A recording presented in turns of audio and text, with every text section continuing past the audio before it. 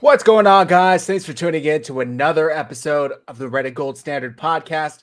My name is Zach Hernandez, and as always, I am joined by my co-host Matt Llewellyn and our guy Mike Andrews of Nothing But Niners. We got the full trio back for you guys for tonight's show. We will be recapping the Raiders 49ers preseason game, 49ers final preseason game, and then maybe recapping the entire preseason as a whole and preview who we think will make the 49ers 53-man roster. It's going to be a great show. You don't want to miss it. Before I toss it over to my guys, if you're tuning in on X, make sure you like and repost the post. If you're watching on YouTube, on either channel, 49ers Hive or Nothing But Niners, make sure you like and subscribe. And be a solid one and go to the other channel and like and subscribe as well. Now I got that out of the way. Matt, how you doing this evening? I'm doing great, man. It's good to be here. It's good to be back. I know I had to miss the last show. Such as life, things happen, but I was able to catch the game. Very interested to see what you guys' take is on it, and I'm excited to talk about that and what we think the 53 is going to be, because that's going to be the next big thing by Tuesday. Yep. Mike, how you doing? I am great. I just spent the entire day at my grandmother's house. She is on her way out, not to make it somber or anything like that, but the family has been gathering on a daily basis to, spend as much time with her as possible. And it was a really, really, really good night. So I'm in high spirits, ready to talk some football though. Get back. This is always my break from the real world. So I'm always excited to talk some Niners ball, man. Glad we could be that escape for you. Let's do it, man. So obviously all of you guys know Friday night's game ended in a tie, which I thought was hilarious, but that's preseason football for you. I believe the final score was like 23-23 and a tie. 49ers had a chance to win it at the end, but they did not. I think it was an incomplete pass on fourth down, if I remember correctly. And then at the very, very end, that was the second to last drive, very end, they had that crazy Hail Mary play that almost pitched back, which would have worked maybe if Tanner Mordecai didn't throw ahead. Maybe I'm getting ahead of myself, though. Let's start from the beginning. Brock Purdy and all the starters played, obviously minus Trent Williams and Brandon Ayuk. Matt, I'll start with you. What did you think of Purdy and the rest of the starters on offense their night? Yeah, overall, I thought Purdy was pretty efficient. Took what the defense gave him. There's some debate on whether the throw to Kittle was a good throw, a bad throw, if he didn't get to follow through. If not, whatever. But I'm not too worried about that. That's a throw that a lot of quarterbacks will try to squeeze in there. And, the way that it looked like to me was that the linebacker wasn't going to get it. So it was just a matter of whether Kittle could go get it. And if not, the danger to that throw to me more than the linebacker in front was the safety behind. And if Kittle doesn't make that play or it gets tipped up in the air, then maybe the safety behind can get a tip drill interception. But those throws for Purdy, he's kind of throwing to a spot. He let the ball go as Kittle was coming into his break. So we know that those are timing throws, and he just kind of had to get the ball out. I thought a really good throw to Debo on the sideline, the back shoulder. But yeah, overall it was okay. I thought that the running game was really good. Jordan Mason looks like running back too. He looks really good. He looks explosive. He looks tough to bring down. And the most important thing is, unlike Elijah Mitchell, he's available and he plays and he's healthy. So that's going to be the most important thing there. If you can show up on Sundays, then you're going to get a spot. So I think they got running back 2 locked up. Great play on special teams by Isaac Garendo. The 95-yard return didn't take it to the house, but he made it look good. So that was good. But my biggest problem was with the wide receivers. I'm going to go out on a limb. I'm going to make a hot take right here for everybody. You guys can mark it down. A couple of years ago, I talked about George Kittle being washed. It didn't turn out to be the case. So, he made me look bad, and that's okay. That's fine. I'll own that. I was wrong about George Kittle. I don't think I'm wrong about this one. Guys, Deebo Samuel's cooked. He's cooked. He can't separate. He got clamped. The one Purdy interception, he got clamped by a third-string cornerback. Couldn't separate to save his life. That deep ball could not separate to save his life. Deebo needs the ball in space because as a route runner, he's garbage. Can't separate.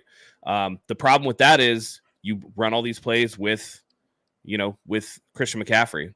And he's good at catching the ball sometimes, bad at catching the ball the other time, right? The throw down the sideline was a really tough catch. He made a great catch, got his feet inbounds. The second throw on the slant that was tipped, that hit him in the hands. It's right in front of his face mask. You got to catch that, and that's how those tip drill interceptions happen. When I look at Deebo Samuel as a pure wide receiver, and now he's hit age 30, and he's had a bunch of these soft tissue injuries, and he typically hasn't come to this. He's in the best shape of his life, right? Right? He's in the best shape of his life. Then why can't he separate from anybody? Why does he get clamped up in one-on-ones? And that's not just this game. The storyline throughout training camp is that Deebo Samuel's not separating in one-on-ones. So I think that he's cooked. And I see Jesus in here. Deebo interception was telegraphed. Everyone knew it was going to him. Yeah, but it still hit Deebo in the hands. Those are timing throws. That's the way that it goes.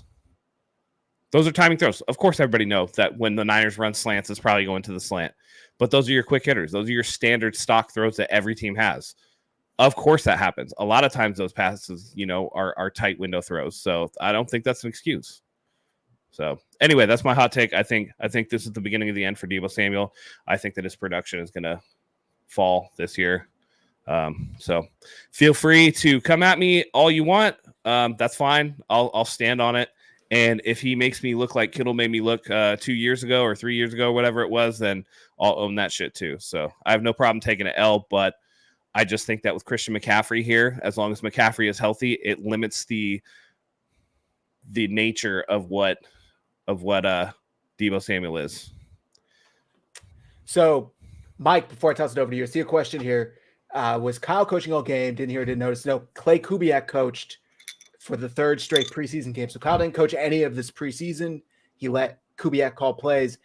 Mike, you had a kind of a reaction to what Matt was saying about Deebo. I'd love to hear your take on that. Disagree or agree? I pushed the mic away because I didn't even know how to address what he was saying. It's weird, right? Like Deebo has never been the guy that's going to beat man or press. That's just not how he's wired. But Cooked is like so tough. Like Cook makes it sound like the production isn't going to be there or anything like that. Like Kyle's going to definitely draw up plays and the slants and things like that. And Deebo's going to do Deebo things. He's going to be close to 1,000-yard receiver every year. He's going to get the carries out of the backfield, and he's going to end up walking away with 1,400 total scrimmage yards and 8 to 12 touchdowns on the year. Like that part's not going to change. But Matt also wasn't wrong with what he was saying as a route runner. I just didn't expect us to start that way, like just come in straight out the gate firing. So I like it. Like it's there's nothing wrong with what Matt said, but the Cook thing and his better. He's also not 30. He's only 28. He looked like he's 30. So it was just a very surprising. That's the word. It was a surprising thing to hear just this early into the episode. I like it. I like it. Shake it up. Let's go. Listen, if this is assuming a couple things that Pearsall works out, that Cowing works out, but they're going to receivers specifically who are good route runners and have separation. They're moving away from the Deebo Samuel type receiver. So to me, like that says something. And again, you guys can disagree. You guys can say I'm, doing whatever. It's fine. That's fine. Yeah. And by the way, people in the chat who have said I'm not talking about Colt McKivitz. I'm tired of talking about how shitty Colt McKivitz is. I don't want to do it every week. Yeah. Like let me spare the man. Will Jimenez, this is a low profile hat. The bill comes pre-folded, brother. Know what you're talking about before you come at me. Thank you. So we talked about this in the chat a little bit yesterday morning about whether or not Deebo does still have it, basically. And I think I agree with both of you guys, but I think that was never really his game. Like he was never really a true wide receiver one, but I think where the problem comes in is they paid him like he was. Like they paid him as the complete package. Obviously, we know all of the drama that happened with he doesn't want to run the ball anymore. He doesn't want to be a wide back, yada, yada, yada, all that BS, right? But the bill came due, and it was a high bill. The 49ers paid it, and now that possibly may be impacting their ability to extend their actual true wide receiver one in Brandon Ayuk, who, the report on is that there's a $30 million offer on the table. They're at the 99, the 1 yard line, but the fourth year is holding it up, yada, yada. I think that asking Debo to go out there and do what Ayuk does is a mistake. I think similarly, we would see a mistake if they asked Ayuk to do what Debo does with running the ball and all this other stuff, but that's not traditionally a wide receiver's role. So I get it. I just think that asking, like I said, Debo to go out there and beat man coverage, whether or not, unfortunately, like Matt alluded to, it was like a third string quarterback, a second string quarterback, whatever it is. He's not going to do it. Like he couldn't do it in camp. He's not going to do it here. I don't care how skinny he is. I don't care if he's under, 200 pounds. It's just not his game. So his game is getting the ball in space, like Matt said, and let him work. It's not going to be operating off of a yard or two max separation. It's just not it. So Cooked. I don't know if I agree with Cooked, but don't ask that much of him. I would say that. Don't ask that much of him. I'd rather they focus and ask that much of Kittle, because I think he's a true man beater that they unfortunately don't utilize as much as they should. By the way, Matt, I did see all of the drama about that throw to Kittle over the middle. Are we just forgetting that that's not like a normal Brock Purdy throw? Like I think I could count off the top of my head 5 times he's made that throw, and every time people are like, "This fucking guy's lucky, man. He's gonna get caught one of these times." Like, he's proved he could make that throw. He could fit it over the linebacker and in between the linebacker and the safety. I don't understand why people are still acting like it's pure luck and there's no skill or any of that put into it. Yeah, listen, first of all, people are living off the fact that Deebo Samuel had a good 2021. He hasn't done that since then. And the fact of the matter is, a lot of coaches are scheming for the stuff that Deebo does well. You know what I mean? Like, all you got to do is account for him in space, and that's easier said than done against the Kyle Shanahan offense. But the scheme is what's now carrying Deebo, not Deebo. Because if you take away the things that Deebo does in space and you force him to be a wide receiver, you largely negate everything that Deebo Samuel's good at. When he got that long touchdown pass last year, everybody was like, what a layup pass for Brock Purdy. He didn't get no credit for that deep ball. Right? What was that? He was wide ass open by like 10 yards. That was scheme. Mm-hmm. I'm just saying, like, in terms of being a pure wide receiver, he's cooked, man. He can't separate. And I know he's never been like this or that, but it is what it is, man. As far as go ahead. I was going to get back to that throw. We have seen Purdy make the layered throws over the middle before, and I think he does them pretty well, believe it or not. And I did see the big debate, and I kind of side on the perspective of luckily he couldn't follow through.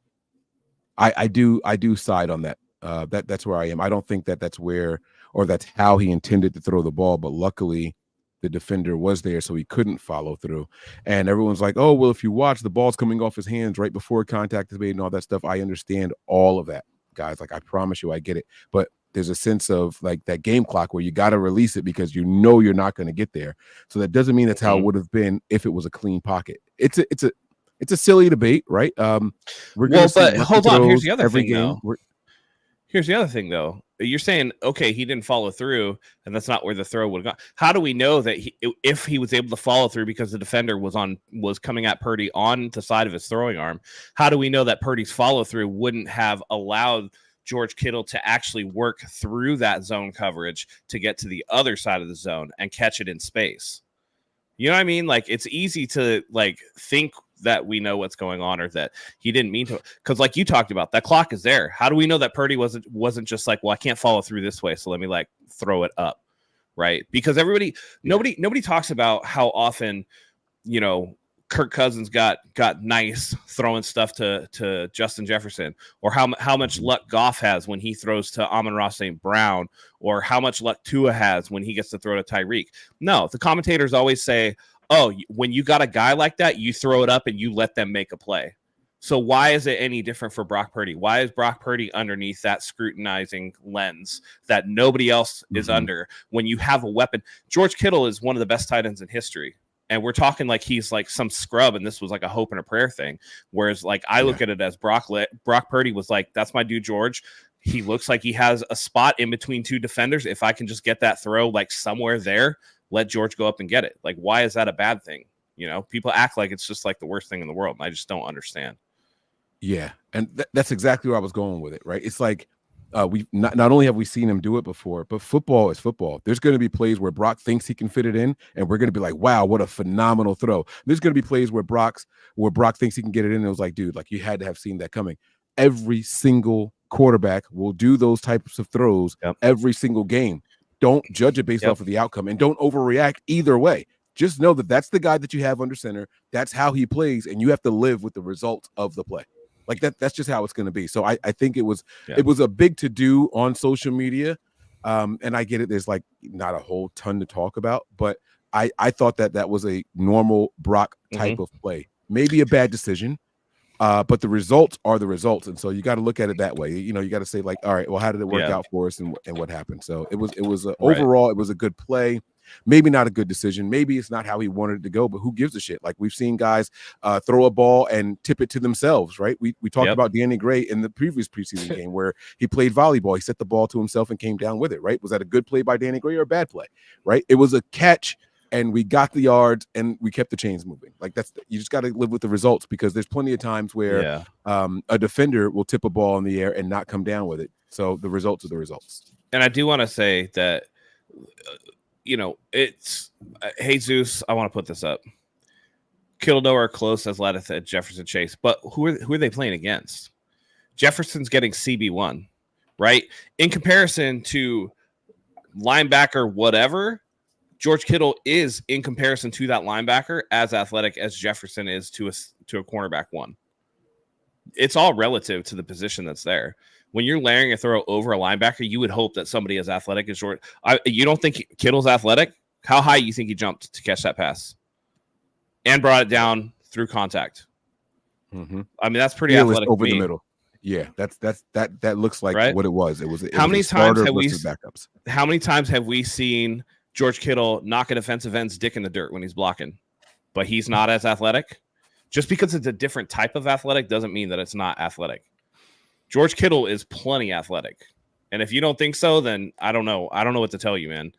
But I'll tell you this, George Kittle separates a lot better than Deebo Samuel does against cornerback 5 and 6. Because y'all can talk about Deebo doing whatever. The fact of the matter is against these shitty-ass Raiders backup cornerbacks, he didn't separate. Didn't do it. We got a super chat here. Let's get the super chat, and then we'll move forward. We got a super chat from our guy, Gray Fox 198. Thank you, Gray Fox. Do you think Trent regrets signing with us? He would have 2 rings by now. That's actually a tough question, actually. Does he regret? I don't think he regrets it. He probably does. Trent. If, though. Which Trent? Williams.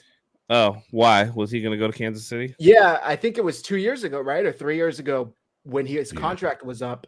He was like on the verge of signing with Kansas City. Kyle had to get involved, and it was a big old thing. And Kyle came in at the last minute and basically drove home the 49ers offered to him, and he took it. But we never know, though. Like, that's a butterfly flaps its wings in Shanghai, and there's rain in Tulsa, Oklahoma. You know what I mean? Like, who's to say if Trent doesn't go there, then they don't draft certain players or don't sign certain players because of the contract, this and this and that. I think that's a little bit of revisionist history. Because it's not like the 49ers have been dog shit. I mean, he's gone to 2 Super Bowls with us when he's been here. So I don't know, or 1 Super Bowl, I should say, and 3 straight NFC championships. So I don't know that he regrets signing, because at the end of the day, I think you guys can vouch for this. I think it was Eric Crocker when we were talking about the Brandon Ayuk thing, right? When you talk about money versus championships, right? Every former player that Croc talks to talks about how like the money was more important. I don't know if that's going to be like that guy, but at the end of the day, like he's well compensated and he's on a good team. It's not like he's stuck in Washington still. That's a good point, actually. He's not in obscurity. He's still having success, maybe just not that level. I think regret is a little bit strong of a word. Yeah. Mike? No, I completely agree with everything Matt just said. I have nothing else to add to that. So we talked about Purdy, we talked about Kittle, we talked about Deebo. Let's move on to the backfield from this game. Mason started the game. He finished the game, 8 carries, 42 yards, averaging 5.3 yards a carry. Longest was 12. Matt, you start off the show by saying how much he looks like the running back 2 for this spot. maybe we'll talk when we get into the roster. We'll talk about surprise roster cuts later. But I keep seeing Elijah Mitchell's name floated out there. Mike, you and I talked about this last show, whether or not the emergence of Jordan Mason and the addition of Isaac Guerrero, who looked good, is that going to make Elijah Mitchell expendable? Before I get to that question, what do you guys think of the rest of the running back room? We finally saw Guerrero. Like I said, he finished with 11 carries, 32 yards, but he also had that amazing kickback. Cody Schrader, 7 carries, 27 yards. Patrick Taylor Jr., 4 carries, 15 yards. Matt Breida, 2 for 5. The rest are quarterbacks. But what did you guys think of the running back room outside of Jordan Mason? Was there anything there that impressed you? Did you want to see more from? How'd you guys feel? I saw a lot of consistency. This is what we were looking for. This is kind of what was missing. The 49ers rushing attack, like the first 2 games, it just flat out wasn't there. It wasn't up to our standards.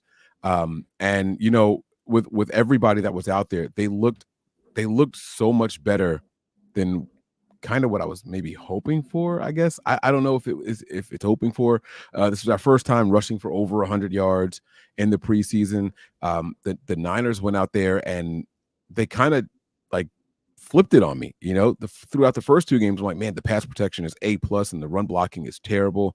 These guys are opening lanes. The running backs all seem to be patient. I think you could see a little bit of the, I'm not going to call it butterflies, but they were a little antsy to start, right? The first couple of carries for guys, even Mason. I know we said other than Mason, but right, even Mason, he had an early carry that was either like a 1-yard gain or nothing, and then there was another one for a tackle for a loss. But then all of a sudden, he just like boom started going, right? You saw the same thing with Guerrero. You saw that with Schrader, even Taylor. So those were the things that I like to see. These guys settle in, settle down, and then start working and following the blocks the way that you want them to see. They were all taking the coaching very, very well. I think that however this running back room ends up shaking out when it's all said and done, the Niners are in good hands. So they all showed a lot of improvement. These guys show that they're very coachable. Yeah. Nice. Matt, what was your take on the running back room? I thought they were okay. I thought that I think it's a little hard to judge that once you get past those first few offensive linemen. It's kind of patchwork in different spots, right? You have backups in certain areas that are better than others. You have backups, that are running with a bunch of scrubs, and then you bring in somebody like, say, a Drake Nugent who's looking really good in the preseason, but then Drake Nugent's out there with like the bottom of the barrel. Like a lot of the people are going to get cut, or you have Kingston who's out there. I don't think the inconsistent part wasn't with the running backs; it's with the offensive line. And I think that makes it hard because when you look at Guerrendo's stats, 11 carries for, I think, 32 yards, which is not good in terms of his yards per carry or anything like that. But he did look decisive hitting the holes, and he did look like an explosive runner. That kick return was awesome. I think that I know who the people are that are going to make the squad. But I think it's pretty clear that Jordan Mason right now has taken a step up. There was even a catch that he almost made that fell incomplete out of bounds. But the fact that we saw that out of him and he had the wherewithal to get feet down, that aspect of his game is something that he's definitely worked on, and you can tell. And to be running back 2 in this offense, very, very critical that you can be able to catch the ball out of the backfield. Yes. I think Mason shoring up that weakness will actually go a long way with Kyle to, to make it so that he goes Elijah who. So, and I think also this will allow Kyle to actually rest Christian McCaffrey. He's not going to be playing, like 98% of the snaps. As good as Christian McCaffrey is, it's not that big of a drop off when he exits the game and goes to the sideline to catch a breather or to get a rest. It was a pretty drastic difference last season whenever he wasn't in there. So I think the emergence of Jordan Mason, and I love seeing players talk about him. Like, I think it was Purdy talking about how they came into the league together, and, he was 7th-round pick. Mason was an undrafted free agent, I believe. And he's like, just being able to see his work ethic grow and him actually turn into a true professional NFL running back. He's like, it's been amazing to see. He takes this extremely seriously. And I think the effort is, being shown on the field with the results he's getting. So I couldn't be happier for him. I mean, the 3 of us have been advocating for Jordan Mason to get more touches since basically he got into as the 49ers. So it's really promising to see.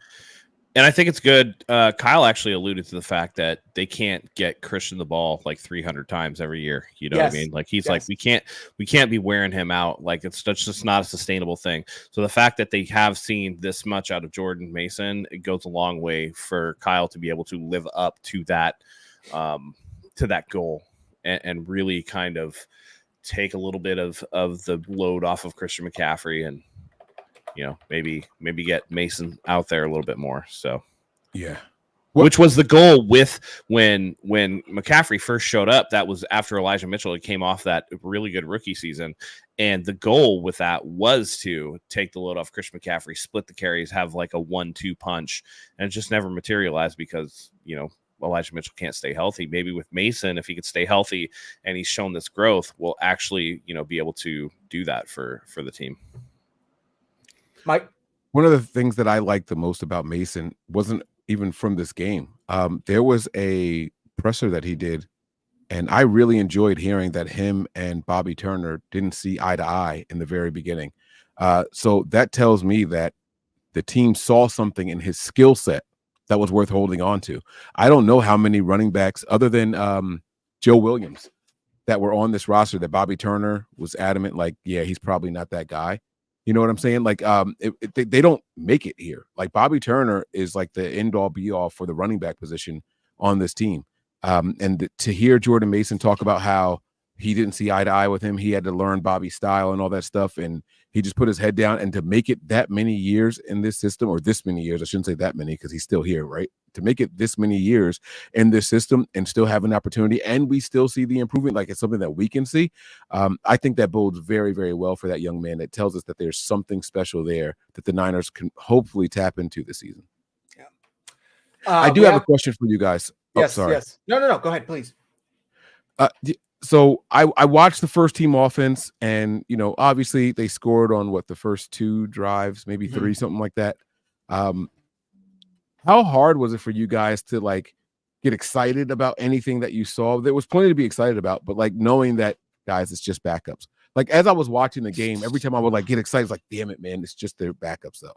Like it's just the Raiders backups. Not me. No, not me. I'm celebrating that shit like it was a Super Bowl touchdown. I got my jersey on. I got my rings on. I'm like rubbing it for good luck as they're on the goal line. Like, I don't know. My dogs got their jerseys and gold chains on like they do on game day. I don't know. Maybe I need to like get into like the game day mood, but I'm ecstatic. And I it's a little less for the starters because I'm not that I'm less happy that they scored, but to me, I'm like more happy when I see guys that are like fighting for a roster spot, or like, really fringe level guys, and they have that good play, good catch, a touchdown. I'm like happy for the team, but I'm also happy for them because like it elevated, like when Darrell, I forget how you pronounce it, Luter got that. Darrell Luter got that end zone interception on that fade route. Like I was extremely happy for him because I know how his status on the team is very much in flux. That's just me though, Matt. What are you as excited with its backups going against backups?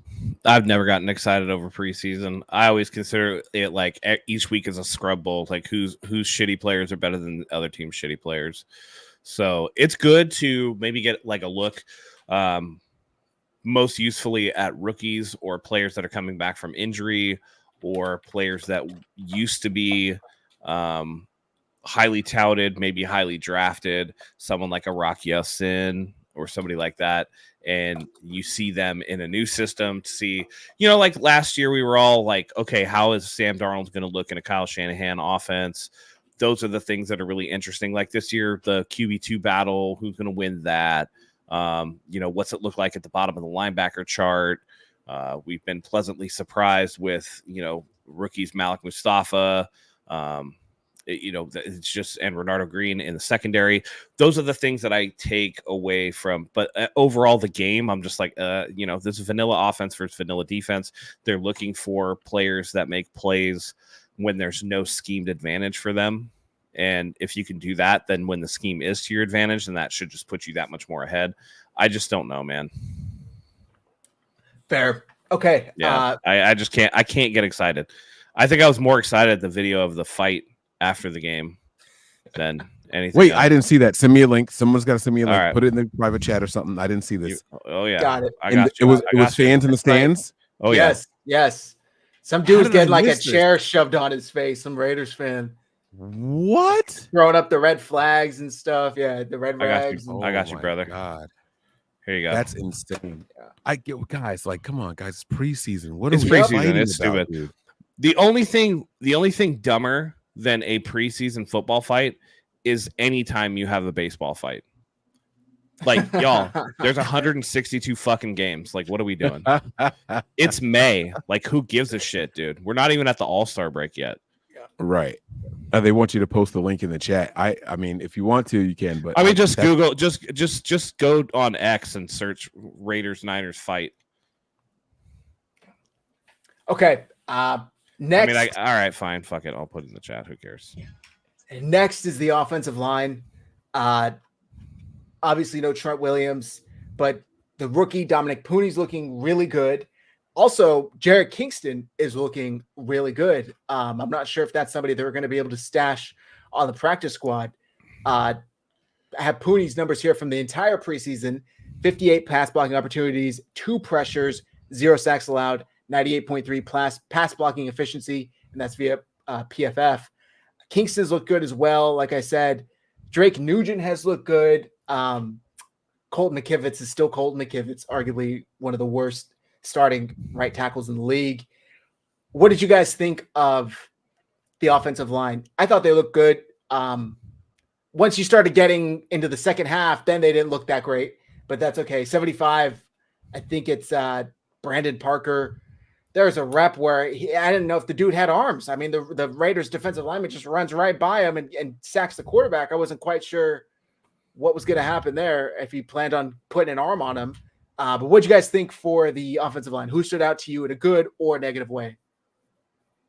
Mike, I see you're watching the video. I am sorry. We should go with Matt first. It's good. No, I'll go first. God. That's fine.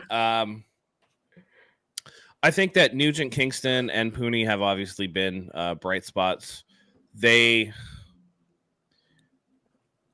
hard to get excited for the offensive line overall when Colt McKivitz is on the right side. I just can't. I can't, man, because I know that's going to be why as a defensive coordinator would you not attack that spot over and over and over and over again? You know, why would you not stack your line or you know, that's where you run all your stunts? And again, much like Mike McGlinchey at Notre Dame with Quentin Nelson, a good teammate can overcome a lot of your blemishes and your fuck ups, but it's not 100%. And you can't rely on Dominic Pooney to overcome the mistakes of a veteran like Colt McKivitz, who said he was ready to take things to a whole nother level, but he looks like the same shitty right tackle that I've been watching for the last 2 years. So it is hard to get excited for that when I just know that there's a weakness. However, that being said, it does look like Dominic Pooney is going to be like the right guard of tomorrow.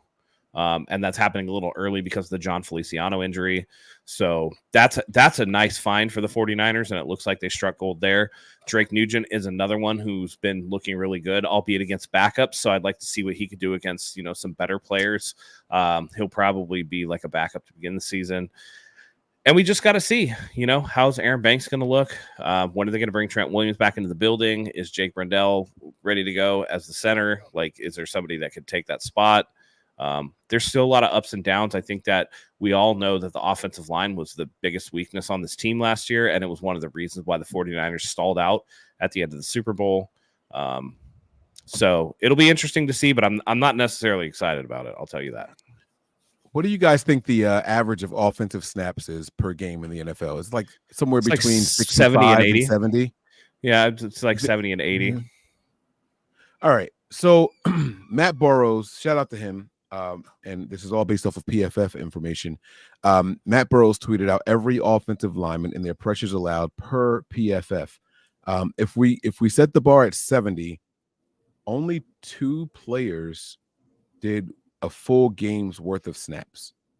And with that said, Colt McKivitz allowed 3 pressures. Yeah, he allowed 3 pressures in only 49 snaps.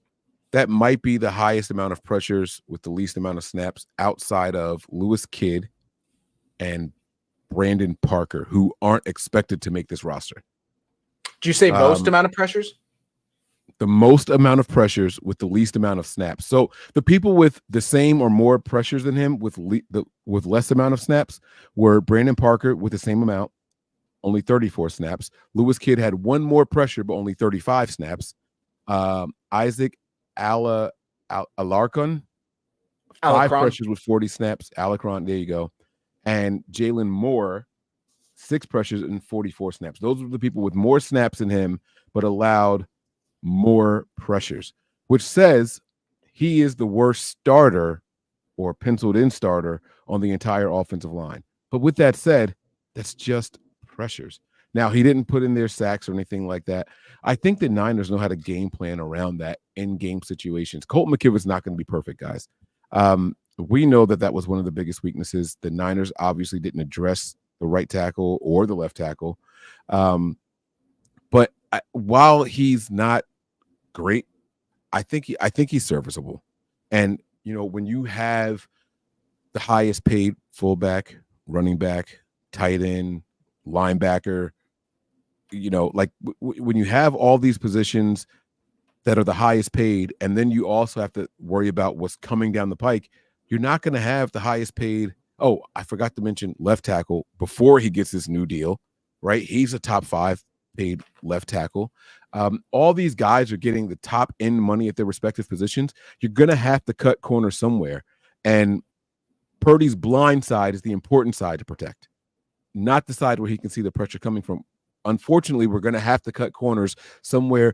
He's not going to be that guy. Now, that doesn't mean that the Niners shouldn't go out and draft and try to see if there's better available at some point. But right now, we have to kind of deal with what we can, the makeshift offensive line, so to speak. And you have to bank on the fact that you have the best play caller and schemer in Kyle Shanahan and one of the highest paid offensive line coaches in Forrester. So when it's all said and done, they have paid the right people around him to make it okay for that guy to be not as good as everybody else, in my opinion. I just don't think it's anything to be like, oh my God, he's terrible, he should be cut and all that and blah, blah, blah. Everybody behind him was worse. So he's the best of a bad situation, and he's a weakness at a spot where we should be able to overcome those deficiencies. I mean, they weren't able to overcome in the Super Bowl. So that's not true. I mean, they weren't. They weren't. Wait. You thought the right tackle position was a liability in the Super Bowl? It's a liability every game, Mike. Watch the tape. And all it takes is one. All it takes is one. 1 third down here, one second down there. The fact of the matter is I'm not going to allow anybody to defend this fucking scrub. This dude. No. Oh yes. Because yes, they can't go out and pay somebody to be whatever. But I mean, at the same time, do you need to draft, Jake Moody with a 3rd round pick? Can you maybe look at like a tackle there? Can you go out and sign an established veteran who might not be the best in the world, but who you can get 1 or 2? Like they do this shit at other positions where they find guys that come in and contribute. Most notably at like safety and corner, where these guys come in and contribute, and then they just stick with this guy who is a turnstile, and he looks okay compared to Mike McGlinchey, but that's like relative to, you know what I mean? Like it's like you go from Mike McGlinchey to Colt McKivitz, and it almost feels like your favorite sweater, right? It fits just right. It's kind of comfortable, but it's got holes in it. It kind of stinks. A little worn. The color is fading. Exactly. So. I get that they can't put a ton of resources into the right tackle spot, but to not address it at all when it clearly is an issue. I don't think anybody is out there saying like, by his PFF grade, he's like replacement level at best. So something has to give there. And one thing that you said that I think it's changed, and I think Nick Bosa has said this too, is that the blind side is actually not their favorite side. Like, at least for Nick Bosa, is not his favorite side to rush on anymore, because he likes the front side because he can see the ball, and when he sacks a quarterback, he can swipe at the ball. And so he said that explicitly. And so I think that because the ball, when you're on the blind side, the ball is blocked by the quarterback's body and you can't necessarily see it if it's tucked. When he said this, I know you're giving me that look, Mike. No, I'm because Nick Bosa should shut the fuck up if he said that, because he doesn't get a lot of tip balls out of the quarterback's hands. That's not his game. No. What he's saying is when he tackles the quarterback, if the quarterback is holding the ball and he can see it, he will purposefully tackle the quarterback at the ball to try to force a fumble during the sack. Do you see what I'm saying? Whether he gets them or not doesn't make a difference. Right. Yeah. That's what I was saying. Like, Bosa's not that guy to cause a bunch of sack fumbles or strip. He's not that guy. He might have 4 in his entire career. So like, and that's not. I'm like, that shouldn't be the comment, Bosa. Like, chill, because you're not that guy. I've seen other guys do it, and I do understand. I understand the premise of what he's saying. Yes, it makes more sense that way. Bosa has 10 forced fumbles, but it doesn't say 10. From the left or the right side, because they move Bosa. But what I'm just telling you what he said, man. Like, I don't. Yes.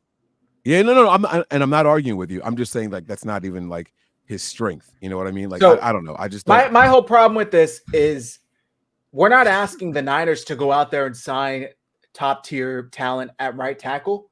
But like Matt said, just fucking invest one of your draft picks in it. Like, you didn't even address it. It's one thing if you're like drafting someone and they can't seem to develop into a starting right tackle, but you're not even addressing it. Like, you're drafting, running backs and wide receivers, and you drafted offensive linemen, but not at the right tackle position. And Kyle Shanahan just said today, they don't plan on moving Pooney to the right tackle position. It blows my mind. On top of all of that, they signed McKivitz to an extension this year. Then they gave him like a 1 year, $960,000 extension. So I just think that they could have made the choice to replace him, but clearly they feel comfortable in not doing so.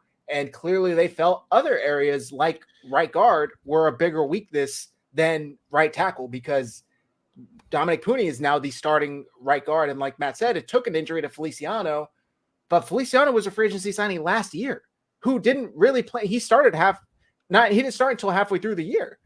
I forget who they had starting in the play, maybe Burford. And then they did that weird thing where they were taking plays in and out. And then finally Feliciano got in. Can I throw this up here? Because 49ers throwback makes a great point. And no shade to Ricky Pearsall, but Kingsley was there. And now he's starting for the Chiefs.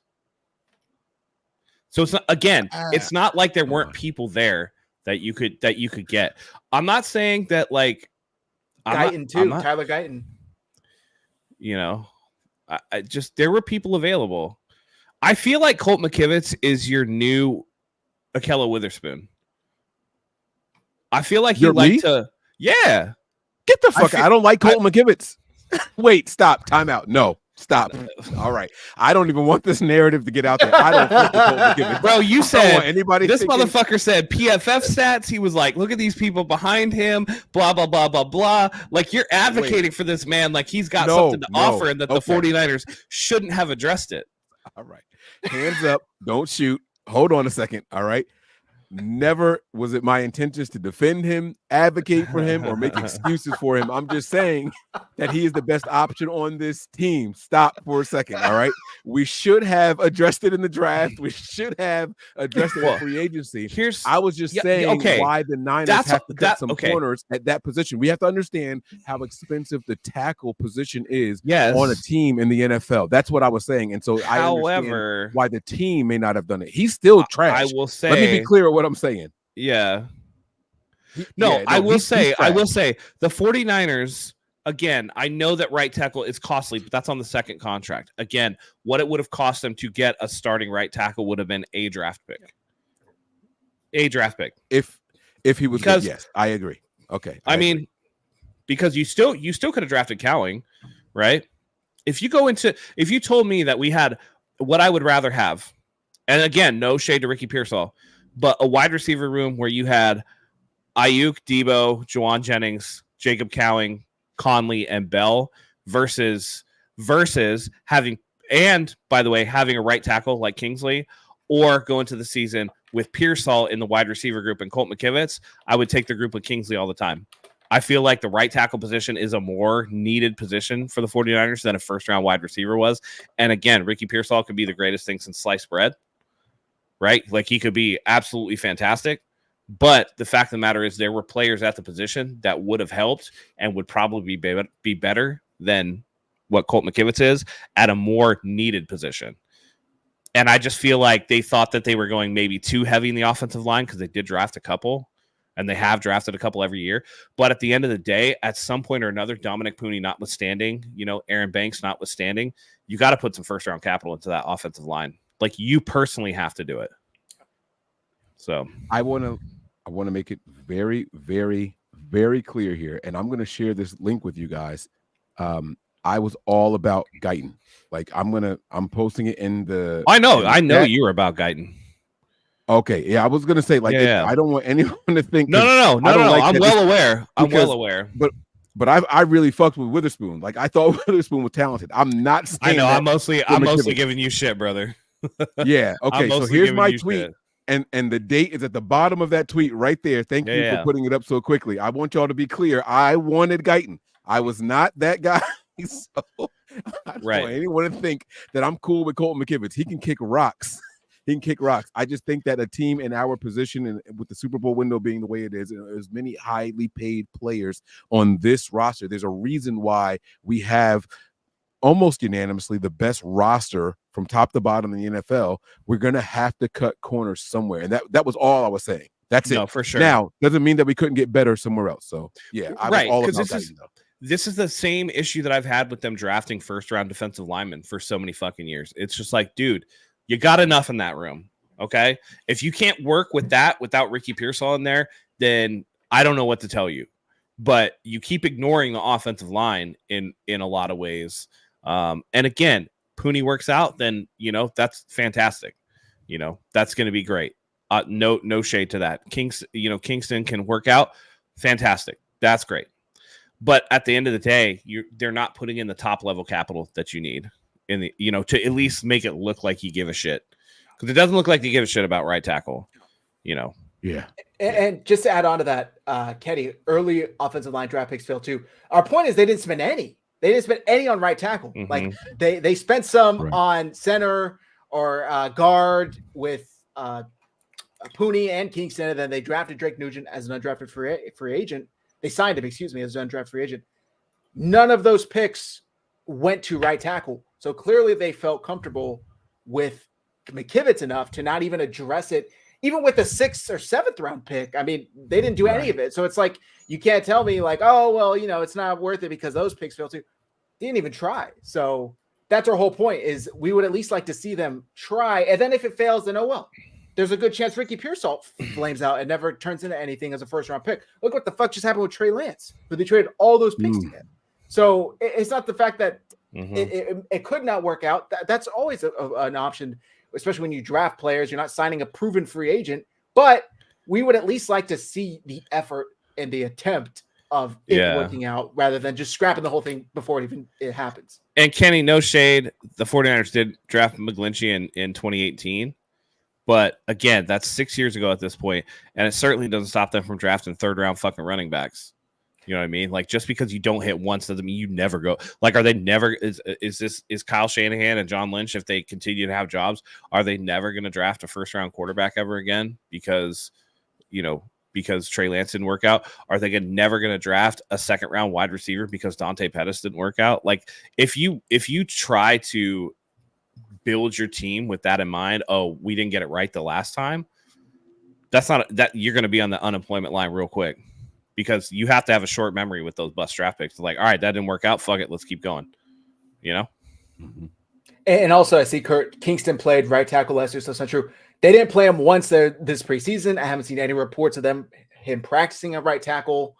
They do weird shit too. Like, just because a player plays at a certain position in college doesn't mean that the 49ers are going to play him there. Like, how many times do they flip-flop cornerbacks and safeties back and forth? It's whether they think they want to put them where they're going to fit the best for the team. It's not just corners. Forrester purposely went out and said Hubbard and God damn it, I can't remember the other guy. He said that those guys played Hubbard played right tackle, so I moved him to left to see how he does out of position. And the other guy, I forget who it is, played left tackle, so I moved him to right. He said that they did that all preseason just to see how comfortable these guys were. That was literally something he said just a week ago. Talking about Jalen Moore.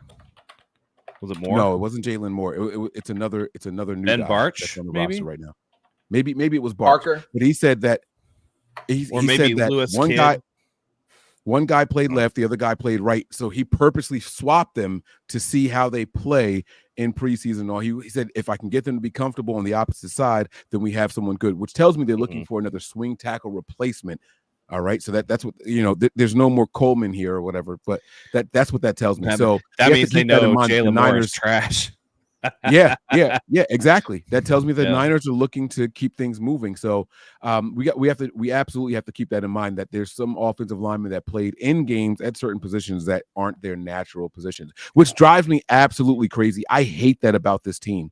Sometimes you got to stop outsmarting yourself. If you need a right tackle, draft the fucking right tackle. Don't draft the left tackle and say change everything you did for the last 3 or 4 years in college. And that's all I'm saying with the whole putting too much, when I can't remember who it was. Somebody asked Kyle about them not spending a ton on the line. And he's like, oh, I want to get guys that you can get the ball and they score touchdowns. It's like, well, there's only one fucking ball, dude. At the end of the day, you need somebody that's going to protect the guys that have the ball that can go and score the touchdowns. Because if Brock Purdy is getting blown up, and let's face it, Brock Purdy has hit way too much grass this preseason in the 2 games that he played.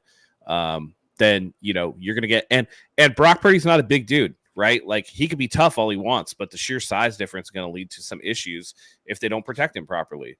And again, the quarterback is the lifeblood of the team. How many years have they been trying to get the quarterback spot right? And if you think that you've got the quarterback spot right, why would you not take a page out of Kansas City's book, where they always are churning their offensive line to protect Patrick Mahomes? Right? If you think Brock Purdy is that dude, you don't think you have enough, go protect him at this point now. You don't need Ricky Pearsall. That's a luxury item. Why don't you go and get a necessity? You're not going to run a Ferrari without tires. It don't matter how fast a Ferrari is if you ain't got the tires to keep it on the road. So it reminds me of that meme. I saw it a lot back when the Bengals had a top pick they ended up using on Chase. But it's the quarterback with a top offensive lineman throwing to any receiver, opposed to a quarterback with no offensive lineman getting sacked and a top receiver wide open, 30 yards down the field. It's you can't have both. It has to be one or the other. And I think they should focus on protecting Purdy, because the ball's not getting to anybody if he's dancing around in the backfield, getting sacked, running for his life, getting hit as he throws, getting his elbow torn off at the, ligament or whatever. We've seen it literally happen since he started, because they've neglected the offensive line. This year, they finally did invest some picks in it, so I'm happy. They look good, but we spent a little too long on this offensive line segment. So we're going to go into tight end / anything else, and then we'll get into the 53 bad roster. We should just jump into the 53. I don't think there's really anything else to take out of this fucking game, to be honest. Let's just say, because the chat was asking, who do you guys think out of Braden Willis, Latu, or well, again, that's all 53-man shit, right? Okay, well then, good point. Yeah. I mean, let's finish up the rest of the game with just a couple of people that we thought were impressive. You know what I mean? I thought Rock Yassin was pretty good. Mm-hmm. I didn't have a problem with it. I still really like Renardo Green and Malik Mustafa. I think that as rookies, they're showing a lot. As rookies, they're not perfect.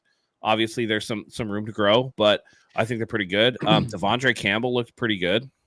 I think this team is in a good spot. I think they've had a couple of players that are really nice. So, yeah. Malik Collins. I thought Malik Collins looked really well. There it is. Give it to me, baby. Yes, sir. He looked good. I saw that video going around from D-line vids. He just shreds the double team and goes right through and makes the tackle. Yes. He looked great. I was impressed again with Dobbs. I thought Dobbs looked good. I think we'll get into that when we get to the 53-man roster prediction. Luter looked good. Real quick, how close were you guys to throwing your hands up in exasperation when you had Leonard Floyd and Yetur Gross-Matos both go out with knee injuries? I was golly, dude. I was we can't catch an injury break to save our lives. It was one play after the other too, right? Yeah. It's some bullshit, right? It's Go ahead, Mike. Sorry. No. I'm sorry for cutting you off. I went through a wide range of emotions in that minute and a half, right? And this is what I boiled it down to. It's fucking football, dude. There was nothing crazy about either one of those plays for either one of those guys. And everyone's like, oh, you played the starters too long and blah, blah, blah. Those were their first reps. Well, not Matos. So let me fix what I'm saying. But it was the first reps for Floyd in preseason. Like, I'm not mad at it at all. Like, dude, like, heal up. It wasn't anything significant. Knock on wood. Nothing significant. Nothing's gonna cost us any significant time. We got 2 weeks off and all that stuff. We're gonna take care of it. Everyone's got to calm down and chill out. Injuries is a part of football. The fact that Floyd in particular got up, walked off the field on his own fruition, no assistance or anything like that, and was on the sideline laughing and smiling and shooting the shit with Kyle just a series later in the camera shot. I'm absolutely fine with it. But to Matt's question, how close were you to throwing something? I was very close. I was very like, God damn it, like we can't catch a break. This is the off season from hell. This is the preseason from hell. So because it wasn't just those guys. Like those guys were the icing on the cake. We have been hit with a lot of injuries this preseason. I don't know if people have been paying attention to it or anything like that, but Kyle Shanahan said it going into game 2. 23 going into we had to cancel joint practice. Right. 23 people didn't practice the final practice of the game. It ended up being 26 the very next practice after the game and all that. Like, and the numbers just kept growing. And then when you get into the third preseason game after, canceling the joint practice and all that shit with the Saints and all that stuff, when you get to the third preseason game, you got starters going down. I was like, all right, God, like we got to catch a fucking break. But the break was caught. All right. Nothing seems to be long-term or significant. So we did catch a break. And even if it was something that was going to shorten these guys' early season play, I'd rather us get stronger as the year goes on than to have it happen in the middle of the season. So I think that we dodged some serious bullets. I'm happy with the way things turned out. I wish there were no injuries. Don't get me wrong. But if I had to have injuries, 1, I would wish they were insignificant. And 2, I wish they would happen early instead of later in the season. So I'm happy with the way things turned out. I would love to see some type of numbers on the collective bargaining agreement, changing the way that training camps rolled out with the no 2-a-days, no, limited hitting, things like that. I would love to see the effect on injuries because we hear about players all the time. I think Brock Purdy said it. I know George Kittle has said it. Sometimes you want to go out there and you want to take contact because you got to build those calluses to like when you first get hit and you're not used to it, it's like a shock to your system. You know what I mean? So I wonder how much is people trying not to get hurt and then it ends up leading to injuries when they, because again, you're talking about Floyd, who's been an Ironman his entire career, and it's like his first preseason action and he's getting banged up. And I know that the 49ers are one of the teams that allowed the least amount of contact in their practices in the NFL. So I wonder if that plays a part. There's a curiosity for me. But Zach, how close were you, man?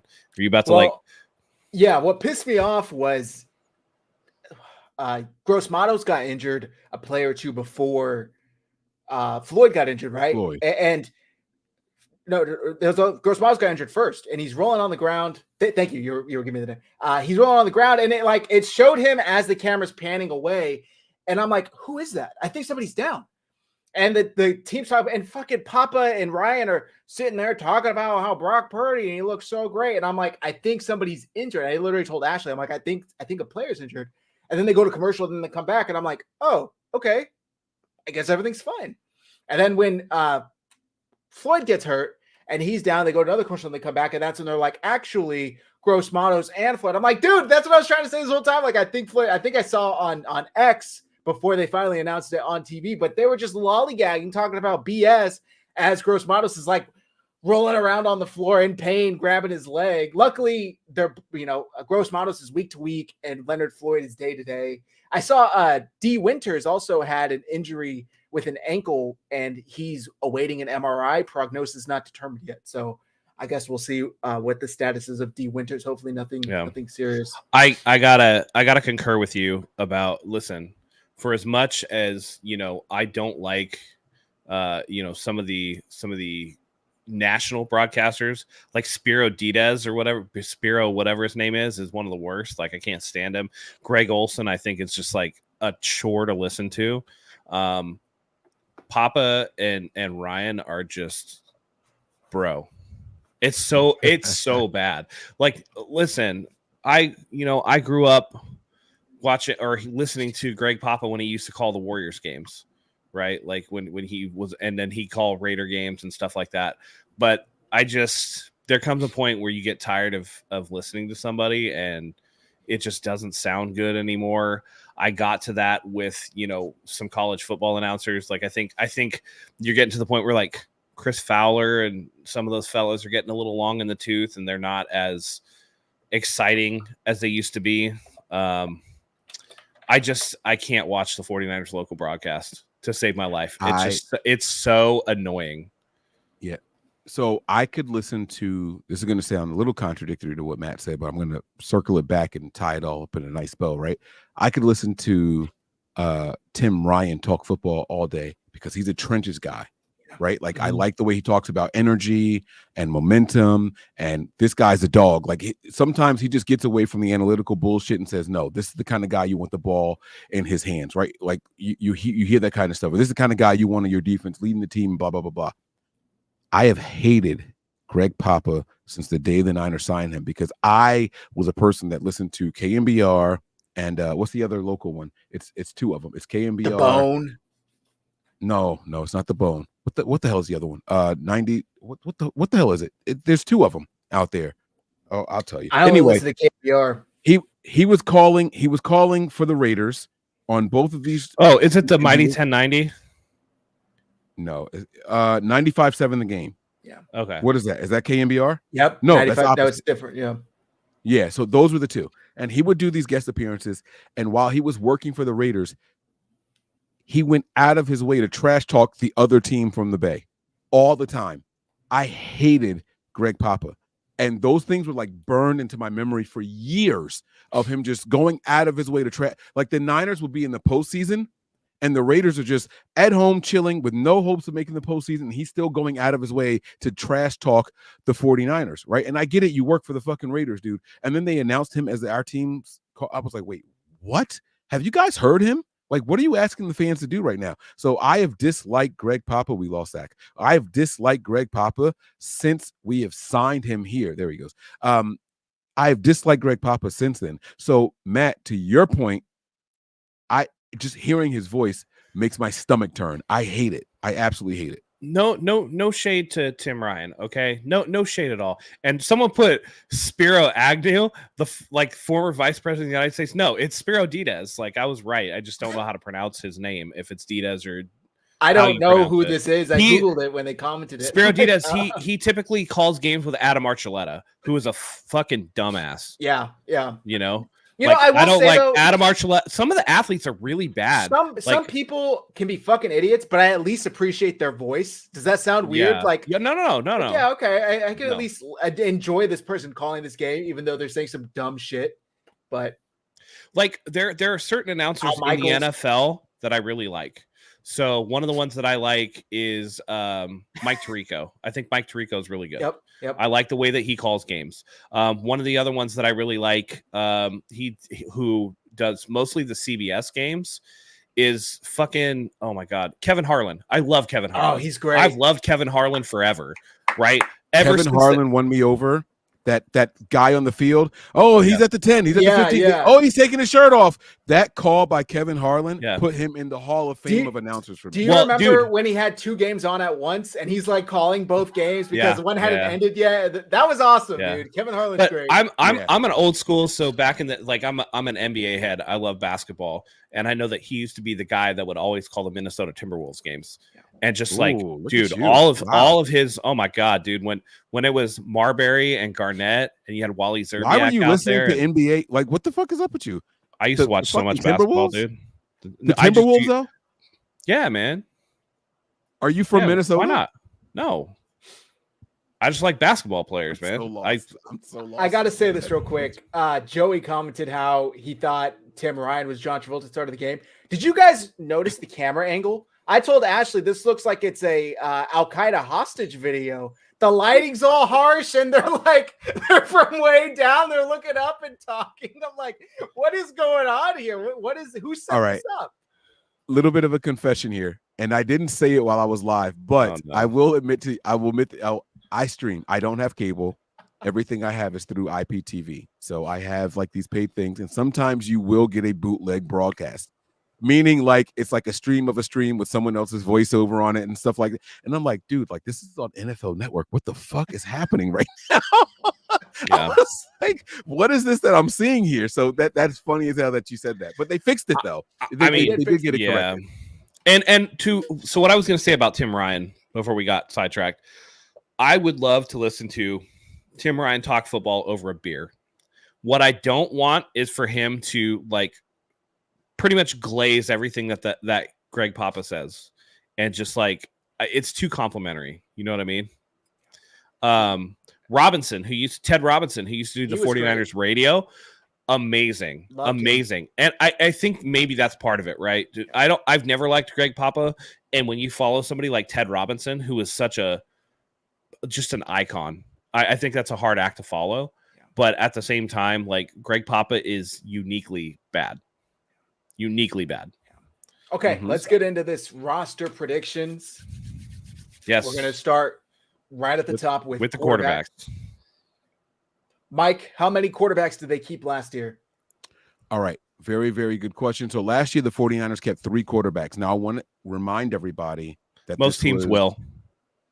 But the Niners before this kept 2. And the reason I want to say this is because Purdy was coming off of an injury. And so then it was no Lance, no Garoppolo. We don't quite know what's out there. So take this position in particular with a grain of salt. But they did keep 3 last year. Also remember that they changed the rule to have the emergency quarterback as well, but they have to be on the 53. So most teams have opted to carry 3.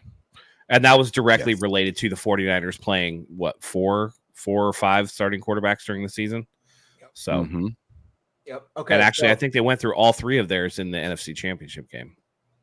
So which quarterbacks are making this roster? Matt, you're on the big screen, so let's hear yours. Brock Purdy, obviously that's a no-brainer. Backup is going to be the question. I think that just based on when they played, I think that Brandon Allen has a little bit of the edge. Really? And I do. Josh Dobbs has been on 8 teams in 8 seasons. There's a reason for that. I think that maybe he gets waived. I think they carry 2. Wow. Okay. I'm the other way around. Actually, I think it's Purdy and Dobbs. I think Dobbs showed more. I do think they like Allen a little more, but I think Dobbs just has that extra ability to make a play. I saw somebody say it, and it's been talked about this phrase for quarterbacks. Allen may not lose you the game, but he's not going to win it for you. And I think Dobbs would go out and win it for you. We've seen him make plays this preseason. He'd also go out and lose the game for you. He would, but he has that extra step that I don't think Allen has. It would be interesting to see Allen with the starters, but I have Purdy and Dobbs. I think they just keep 2. Mike? I'm going to go with 3. And here's the kicker. I don't think Allen is one of those 3. I think that the Niners try to dangle him out there for trade bait for another team right before the 4 p.m. deadline. So don't be surprised if you hear a very late trade of a future 7th round pick for Brandon Allen. I think Dobbs has done more than enough to solidify his spot. Now, the only thing that makes me nervous about Dobbs is he will do a little bit more as an off-season, off-schedule quarterback than what Allen will. Both of those guys operate at a decent level. I think actually the nod would go to Allen as far as in rhythm, drop back, deliver the ball. I still have Allen a little bit ahead of Dobbs, but what Dobbs gives you if a play breaks down is a little bit more. I could see if Purdy goes down, teams adding some more pressure, trying to, ruffle the feathers, and that's when you're going to want a guy like Dobbs. And I think the Niners, if I can see that, I think the Niners can see that. So I'm going to go with 3, and I'm going with Purdy, Dobbs, and Mordecai making the final or the first 53-man roster. I think Mordecai is their practice squad guy for the emergency quarterback. I think Dobbs is just outright released. You think no, I'm willing to bet you he doesn't get released. Okay. All right. We're not going to have time to go through the comments. I'm sorry. Okay. I'm sorry. No, you're good. Let's do running backs. Mike, how many running backs did they keep? 5 running backs last year. including Juice. So got it. Yes. 4 running backs, 1 fullback. Yep. Matt? Yeah, I have McCaffrey, Juszczyk, Jordan Mason, Isaac Guerrero, and Cody Schrader. Wow, you think they keep? Okay, sorry, Mike. I have Kyle Juszczyk, Jordan Mason. I have Isaac Guerrero, and Mitchell. Those are my 4 guys. I don't think Schrader makes it as a running back. And if we're going to count Juice in this, then Juice. That's my 5. Yep. So for me, I have McCaffrey, Mason, Guerrero, and Mitchell, plus Juice. See, I think so. Matt so far done. has I'm done with Mitchell. I think the team is just about done with Mitchell too, and I think that Guerrero coming back and Jordan Mason stepping up makes Elijah Mitchell expendable in a contract year, and they're just going to release him. It's not about Schrader being better than Mitchell. Okay, I want people to understand this. It's not about Schrader being better than Mitchell. It's about that Mitchell isn't going to get an opportunity because Jordan Mason right now clearly better than him because he's on the field. Okay, Isaac Guerrero, they put draft capital into, and they're going to want to see him on the field sooner rather than later. And they've had a habit of doing. They don't have a problem getting rid of running backs that aren't making the cut. Elijah Mitchell is a 6th round pick or a 5th round pick or whatever he was. And how many carries has he had the last 3 years? At the end of the day, they want people who produce. NFL is what have you done for me lately? And y'all can look back to 2020 if you want to and think about Elijah Mitchell or 2020, wherever the fuck he was drafted. And you can hold on to that, but I don't think the team is. I think they're moving forward. So Matt Breida obviously isn't going to be it. Patrick Taylor's not going to be it. Keyshawn Vaughn is not going to be it. They could try to maybe stash. Maybe the only way I see Elijah Mitchell staying on this roster is if they try to stash Cody Schrader on the practice squad. Okay. You have two quarterbacks, Matt, right? 2. And how many running backs then? Counting Juice. 5. Counting Juice. 5. Okay. Yeah. Why do you think they didn't play Mitchell in this preseason game? I'm sorry, guys. I know you want to get out of here. He was hurt again. He's been hurt. I thought he was back at practice this last week. Yeah, but he's hurt. Like he's consistently hurt. Like they don't want to risk him in the preseason because he gets hurt. But if you can't risk him in the preseason, then you can't risk him in the regular season. And you can't trust him. He's going to have 5 carries and then fucking tear his MCL again and be out for 9 weeks. And that, again, we've done this song and dance enough times where you're just going to get that injury prone label. And if you can't stay healthy, then exactly. Okay. All right. Exactly. Tearing both MCLs in the same season. He came back from one and tore the other. He was like, fuck it. I need this 2-piece. Yeah. Okay. My thoughts on it, and then we'll move on, is if they have a trade option for him, I think they do. I don't think they just outright release him, but we'll see. But why not? What does it cost the team to release him? What does it keep to keep him? What does it cost to keep him? I don't think. I think it's more valuable to have him. It costs somebody with potential. So here's the thing: you guys say Cody Schrader sucks. I don't know that he sucks because the offensive line in the preseason has sucked. Do you know what I mean? Like, I don't think they brought him in for a reason, and I'm not saying that he's definitively going to make it. But if he's somebody that he's been healthy the entire preseason and doing shit for them, and they've moved him around and done a bunch of different things, what has Elijah Mitchell done in the last 3 years? What has he actually done? Well, to answer your question directly, is he's played well when in there. Only what I'm saying is when in there. And so I thought that by them not playing him, even though he was healthy in practice that the week before, meant that we don't need to see you. We know what we got. Go sit down and chill and nurse that injury and get better. So I thought maybe them doing that with him means we don't need to see you. You're going to make the roster. That's how I took it. Okay. Not saying it's right. Not saying it's right. Wide receiver, Mike, you're on the big screen. Last year, they kept 6. I am going to go with Deebo Samuel. I think Brandon Ayuk comes back. I'm going to go with Juwan Jennings. I'm going to go with Jacob Cowling. I think Ricky Pearsall is going to make the final roster. And I have Conley. Those are my 6. The shocker is Pearsall, by the way, but first round pick. Yeah. He's a first round pick, dude. I don't know. I think people are going to be surprised by Ricky Pearsall. I watched a lot of him in college, and he's good. I don't know that he's going to be like it's going to translate to the NFL necessarily. Also, the injury he has is like more of a nagging thing, and Kyle Shanahan announced today that he's going to be practicing tomorrow. I think that they just held him out to just let that thing calm down. So it's just a quick explanation medically for everybody else. He has subluxation of the shoulder, which means that he partially dislocates his shoulder. He's done it more than once. And what you don't want is hyperlaxity in the shoulder, which means that it goes out more and more and more and goes out further and further and further. Then he would need a surgery to tighten all that stuff up. But I think that's why they're trying to manage it conservatively. And that's usually best practice for that type of thing. And Kenny, it's not just a pain management thing. You actually do have to strengthen the joint, because it becomes an issue with ligaments, tendons, cartilage stretching and tearing. Okay. I have Debo, BA, Third and Juwan, Ricky, Jacob Cowing. And unfortunately for my boy Ronnie Bell, I also have Chris Conley. I think Ronnie Bell, I think that Ronnie Bell not identifying the back shoulder on the seam, which, by the way, I do think was Brandon Allen's fault, but Bell did not react to the throw, and just the total inconsistency. I think Bell is on the chopping block. They'll try to sneak him through on the practice squad, but I think he gets plucked by somebody else. We all have the same six. I also have Debo, BA, Juwan, Pearsall, Cowing, and Conley. Conley's just a solid NFL vet. I've talked about him for the past couple of shows. He's really impressive, plays special teams, runs routes. He's played in big-time games like playoffs for the 49ers and made plays. I like Conley. Okay. And RIP to Danny Gray, but Jacob Cowing does what you were supposed to do. Yep. Tight ends. Matt, you were on the Mike, how many tight ends did they keep last year? 4. Okay. Matt? George Kittle, Braden Willis, Eric Saubert, and Cameron Latu.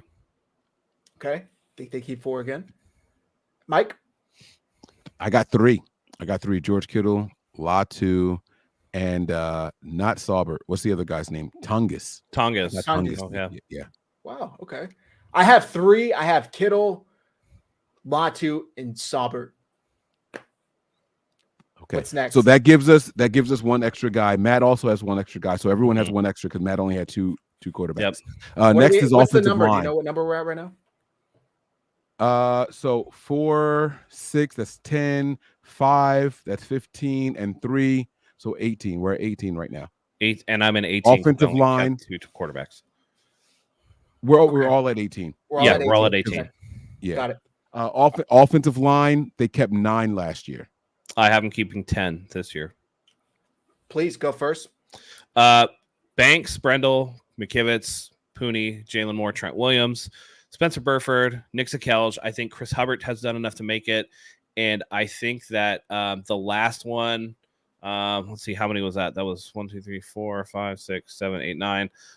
It's going to be a toss-up between Zakelj is like my last. I don't like him at all. And I think he could be maybe pushed out by Kingston and Nugent. I think they are going to try to sneak either Kingston or Nugent through the practice squad. But I think that's like a little bit of a risk for either one of those guys. Can I ask you guys a question before we continue here? Sure. I should have asked this before you did it. The Niners have Trent Williams on the list of someone who's not accounting for a roster spot right now. It's like I'm assuming. So my assumption is that they get him back at practice and signed before the start of the regular season. That's my That's what I wanted to ask. Okay, so you are doing this under the assumption that he will sign and then someone else will have to be released. So I just wanted to make sure. Yes. I know because I think that in that case, I think that you could have Kingston and Nugent both making it initially if you take Williams off because he's not on the roster. But as soon as Williams comes on the roster, one of those 3 is going to get cut. Gotcha. Okay. No, that makes sense. I agree with Ian Sharp. I think Zakelj should be cut because I don't think that somebody would grab him off. I think Kingston or Nugent, somebody would pluck. Mike?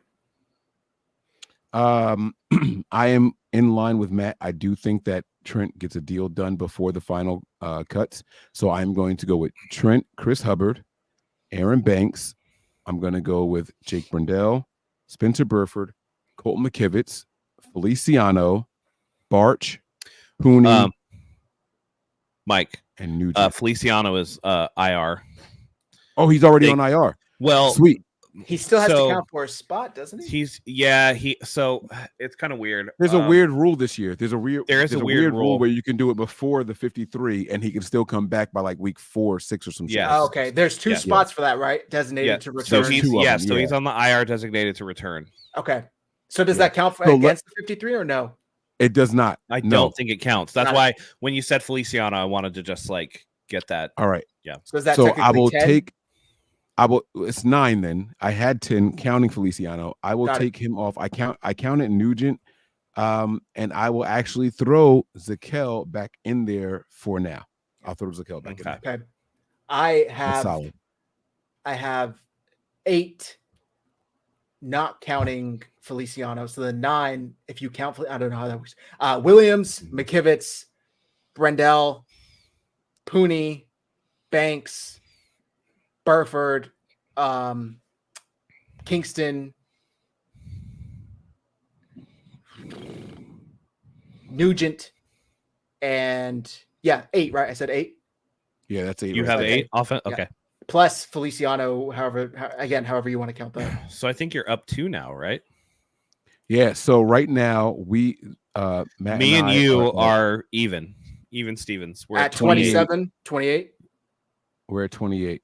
Yeah. And then I'm at Zach's got a lot of wiggle room here. This is going to be very Zach, you had 8, so you're at 26. Yeah, he's at 26. So this is gonna really be interesting. Wow. Who didn't Zach's say Jalen defense Moore? is gonna be fire. I didn't say Jalen Moore, I don't think. I didn't say Jalen Moore. You think Jalen Moore is gonna get cut? I didn't name Jalen Moore. All right. Jalen Moore not making this roster according to you two fellers. I don't think Feliciano's done for the year either, though. Just quick comment. Okay. Defensive line. Yep. Mike, how many did we keep last year? 8. 8. Matt? I think it's going to be 8 again. Bosa, Hargrave, Floyd, Malik Collins, Yetter Gross Matos, Jordan Elliott, Givens, and then this one's hard, but I think you have to go with maybe Robert Beal. Bosa. Robert Beal. I said Bosa. Oh, I didn't hear you say Bosa. I said Bosa, Hargrave, Floyd. Yeah, I went through the starters first. Okay. Remember also that Kalia Davis IR designated to return at this point in time. Yes. Okay. And then Drake Jackson is. Who'd you say? Drake Jackson's reserve. Davis. Kalia Davis. And then Drake Jackson is on the reserve pup list. Okay. Mike? All right. I'm going to go with Leonard Floyd, Yetur Gross Matos, Malik Collins, Kevin Givens, Hargrave and Elliott, Bosa, Beal. What is that? That's 8? 8. And then I will give Kalia Davis. I think he's on that list that Matt was talking about, right? He's on the IR designated to return, so he doesn't count right now. So I don't have to count him. No. All right. I will give his spot to T.Y. McGill. So I'm only at 9. I'm at 9. I had to decide between Beal, who looks a little better, and McGill, who's more experienced in the system. Yeah. Jackson's done for the season. Jackson's a bust. That sucks, but. So Jackson's I have 9, not counting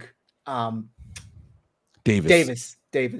So I have Bosa, Floyd, Hargrave, Collins, Gross Matos, Elliott, Beal, Givens, and McGill or it's McGill or Barrett.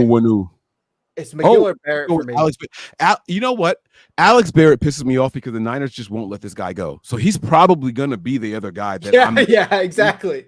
He's fucking herpes, man. Like you can't get rid. I'll go with McGill just because he's actually played and had good time, and he's I think he's a solid defensive lineman. So I'll go with McGill. So I have 9. You guys had 8. So then do we even out or we're all at 37?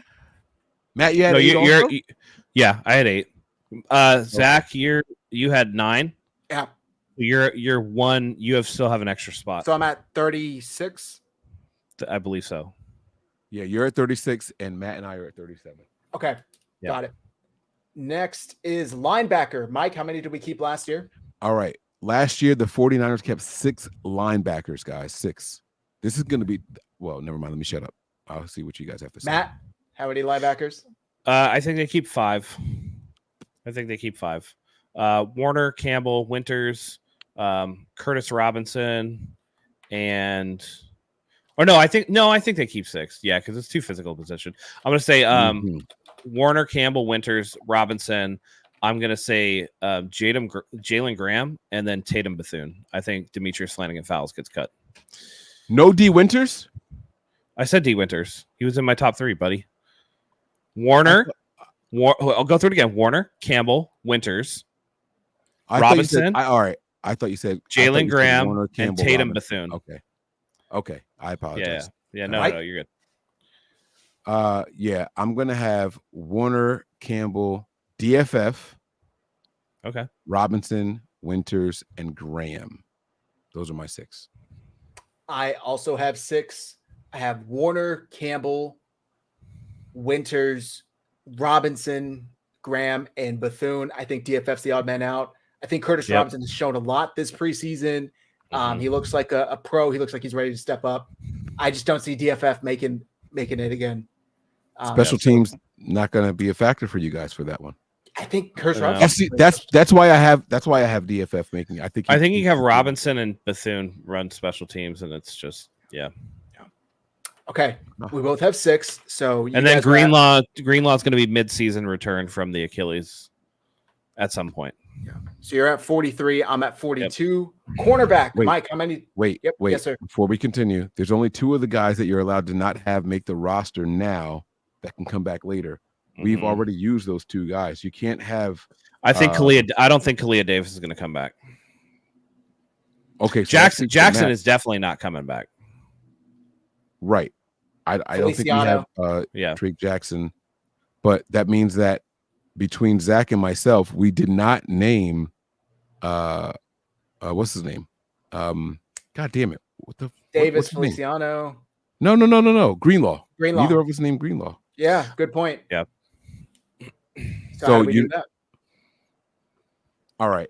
So if that's the case, because Greenlaw would have to make one of these guys. So he'd have to cut a spot. Yeah. So I'm going to take off DFF and replace him with Greenlaw, who can come back later. I'm cutting Bethune if it's for Greenlaw. Greenlaw's on the pup. I don't know if that counts. Is that different? Is that different than 2? See, I don't know the rules, so I'm sorry. Strawberry React says he doesn't need to take one of those spots if he's on the pup. Okay. Then never mind. Forget everything I said. Sorry, we're all good. I apologize. No, you're good. Okay. Cornerback, Mike, how many did we keep last year? Last year, the 49ers kept 5 cornerbacks, guys. 5. 5. Wow. Okay. Matt, how many you got this year? Yeah, I'd say 5 is reasonable. I have Ward, Lenore, Green, Isaac Yadam, and then for the 5th, probably Darrell Luter. Okay. Mike? This is tough for me. This is so tough for me. All right. I don't know. I'm not going to give you a number. I'm going to name some names. I definitely have Ward and Lenore. I definitely have Green, and I definitely have Yadam. I'm gonna go with 5 and say Womack. I'm gonna hold on to Womack. I'm going with 5. Ooh, I don't know if I could hold on to Womack after he just completely shit show, gave up on a touchdown pass against the Raiders. Yeah, that was a lazy, crazy stop. But if he can go into the coaching staff and say, "Oh, I thought the ball hit the ground" or whatever, that's literally one play. Didn't Luter box out a dude and get a pick? Yep. Luter also had a PBU that he didn't even know the ball was thrown. That was the end of the Saints game, right? Yeah. Last week. Yeah. I'm Luter's not making this roster no matter what you say to me based off of my opinion. Fuck Luter. Okay. I'm over. So, Mike, did you have 5 then? Was that 5? 5? Yeah, so both you guys have 5. Yeah. This is where I'm making my gains. I got 6, right? Ooh. I have Ward, Lenore, Green, Yadam, Yasin, and Luter, baby. I got Luter making it. No Womack. No Womack. No Ambry Thomas. Ambry Thomas is on injured reserve. He broke his arm. Yeah. We're all over him. Okay. So you guys are at 48, and I am also at 48. That ties you up. Yeah. Yep. That ties you up at 48. Yeah. So all right. So before we get to the 3 specialists, let's just count the 3 specialists then. Right? That takes us to 51, doesn't it? Long snapper and kicker. The math is not mathing here because we're not accounting for safeties. Exactly. So that means we only have 2 safeties in all of us. Wait. Let me do the math. I had 2 quarterbacks, 5 running backs. That's 7. 6 wide receivers is 13. I had 4 tight ends, which would be 17. I had 10 offensive linemen, 27. 8, 35, 41, 46. We're at 46 right now. All of us are at 46? Me and you are at 46. So and now you're at 46 too. Okay. Yeah, Zach tied up with us. Okay, yeah, so then we're at 46. But still, with the 3 specialists, that takes us to 49. Yeah, then we have 4 safeties. 4 for safeties. Yeah. We're gonna carry 4 safeties. Yeah. Oh, okay. I'm sorry. I apologize. Let's go to safety. All right, safety. And Mike, last year, if you guys, I was gonna say if you guys want to know, last year they kept 4 safeties, so that makes sense. All right, guys, good job, guys. Let's go. Omar says we didn't make room for Dante Johnson. I think he'll be signed week 4. Give it some time. With his 37th number on the team. Like when they put when Dante Johnson retires, he'll be on the 49ers ring of fame, and under his retired numbers, it's just going to be all the rest of the fucking numbers. The 49ers He's going to take up half the ring. Yeah, that's it. That's hilarious. Sorry, I was gonna. It's all right. Doing safety. Yes. Yeah. Okay. Brown, Odom, Mustafa, Hufanga. Brown. I think that's gonna be pretty much the same for all of us, right? Yep, that's what I have. Mike, I got the same 4. Yeah. Okay, and you said we carried 3 specials. Jair Brown looks fucking good this year. Can I just say that? Yeah, he's looked really good this preseason. But my issue is it's so fucking limited, right? Like I feel like it's only been like 40 snaps total, but he looked phenomenal in those 40 snaps. But yes, he looks focused. He looks like determined. This guy is, when they ask him to play up, if they ask him to put him in the box, he is doing everything extremely well. Jair Brown has a fire lit under him this year. He looks dangerous, man. He looks really good. Omar brings up an interesting point. Can they start Hufanga on the pup? Maybe I don't know. Maybe one of the guys they cut, if they have to put Hufanga on the pup to start the year, they can bring him back right away. He just has to clear waivers. I saw they have to make a decision rules, so I don't know. Tuesday. Yeah. They have till Tuesday at 4:30 p.m. I think Eastern to make a decision. Because he hasn't even practiced with the team yet. No. Right. He hasn't done shit. So, and by the way, Hufanga better be careful because compared to the other 3 safeties, he's going to look fucking slow. By the way, I'm completely okay with the 49ers moving on from Talanoa Hufanga. Same. I think there. I think he's super overrated. He was already mediocre when he made the All-Pro team or Pro Bowl or whatever the fuck it was. You guys let a couple of pick sixes change your mind on him. I saw a liability in coverage. I saw a guy too slow to catch up to anybody, and I saw a guy trusting his instincts way too much. I am completely over the Talanoa Hufanga. He's a hand in the cookie jar guy. Like I said, my big thing when I turned on him was in Miami when he let Tyreek Hill blow over the top to bite on a route to Jalen Waddle underneath. I'm like, nope. Bingo. Yep. You ain't special enough to be allowing that shit to happen. Exactly. All right. My thing will be if contract time receiver comes in the league, and he's gonna want top money for safety because he was an All-Pro. Oh.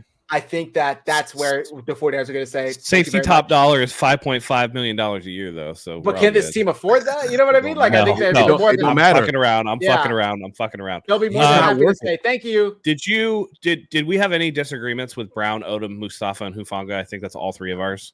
No, we all agree. Okay, we all agree. Jake Moody's going to be the kicker. We all agree Tabor Pepper's going to be the long snapper. Is there any thought to the fact the 49ers could go with Presley Harvin? It's tough, man. It actually is tough. For the price tag, I think Harvin has been good. Mike, you said on the last show, though, that he's very inconsistent. We've seen a very limited amount of punch from him, and they've all been good. But then out of nowhere, he'll have like a 20-yard shank from Pittsburgh. And I did search on X, and it seems like fans are pretty upset with that. As tempting as it is, I think they may try and trade him, maybe dangle him out there for some trade bait. I don't know who the hell's good trade for a punter. No one's trading for a punter, brother. Come on. But so I think it's going to be Wisnowski. The big punt return that the Raiders had in this past game. Did you guys watch that play? Did you see what happened? Oh, yes, yes. I'll tell you the short of it. Okay, so one guy for the Raiders scored 2 touchdowns in this game. That same guy scored a touchdown on a punt return because the punter outkicked the coverage. And those are the whiffs of Presley Harvin. And for that reason, he does not make this roster. Mitch Wisnowski secured his job. And for that reason, you've been chopped. That's it, baby. That's show. it. Situational football. That's it. I agree. I do agree. I think Mitch Wisnowski is overall just more consistent. He might not get the booming kicks that we all, but let's not forget that Mitch Wisnowski was a wizard at downing the ball inside of the 10 last year. Come on, let's go. Talk your shit. So I listen, as much as I like the name Presley, it's a pretty cool name. But the name ain't the game. So if you can't be consistent on this team, it's not going to work. Yeah. Okay, that's our 53-man roster. That's our 53. Let us know if you're different, if you differentiate with us in any areas. If you're watching this after we're live, drop in the comments where you disagree with us, what you think we did wrong. Mike, please, I cut you off. Go ahead. No, I was just gonna say, like, back to the punter thing really quick, like, and I wasn't exaggerating. I went back and watched that play in slow motion, right? The return for the touchdown, and I'm not exaggerating at all. Just linear yardage from start to finish. There was no one within 10 yards of the punt returner. That's terrible by the kicker. You can't just fucking boot it and give a guy that much headway to make decisions running down the field. It was just too much. So that goes back to the faults in the punter. I will say I think he makes a roster, though. I think he's on a roster come week 8 this year. I think he's somewhere because he's a good punter. He is a good punter, and there's not that many in the NFL. Okay, but yeah, there's our 53-man roster. Any final thoughts here, guys? Speaking of which, speaking of the rich getting richer and all that stuff and punters and whatever, I completely forgot until I just thought about it right now. I already know what you're going to say. Matt Ariza. Yes. It's unfortunate. Yeah. Kid's got a big fucking leg on him, dude. Yeah. Yeah. So when Mike was talking about out kicking the coverage, I was like, damn, dude. I remember because he played for San Diego State. I remember watching San Diego State games because my wife went there where I think he had like a 91-yard punt. And I was like, what the fuck, dude?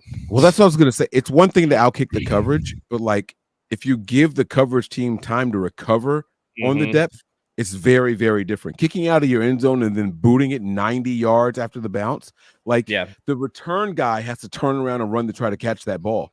That's very, very different than what we're discussing right now. That's very different. Like I'd pay for that kind of ability, but can you control it and do intermediate? I don't know that Ariza can control it that much. It's either boot or like up in the air, right? So if you're playing in Dallas, that's not going to work because of that TV scoreboard thing, you know what I'm saying? Yeah, the scoreboard. So I think Ariza could be a I remember him coming out. I want the Niners to go out there and get him, but it depends on the stadium you're kicking in and all that stuff. Ariza, I just hope I hope he has success because he got absolutely like railroaded by those false accusations. By a fake allegation. Yeah, it was terrible. That was absolutely terrible. Yeah. Okay. All right. One more thing, guys. We got to talk about the fucking elephants in the room, of course. Where the fuck is this Brandon Ayuk deal? I think it gets resolved by Wednesday. Okay. Wednesday. I think Wednesday. I think we see Trent by Tuesday. 53-man is 4:30 on Tuesday, correct? 4:30 Eastern. Oh, 4 Eastern. I thought it was 4. Yeah, I don't know. 4 Eastern. Yeah, whatever the time. 4 sounds more right. I don't think they do things on the half hour. Yeah. Mike, what's your take on BA Trent Williams? I don't know about Trent because, well, the truth of the matter is both these guys are under contract already. So I don't know for sure, but I think everything gets announced for. You know what? No, I'm going to take it back. I don't think anything needs to get announced before the final 53. Those guys will be here. Yep. I'm not saying that they have to have a deal done, either one of them. I want to remind you guys of September 6th, Nick Bosa's deal.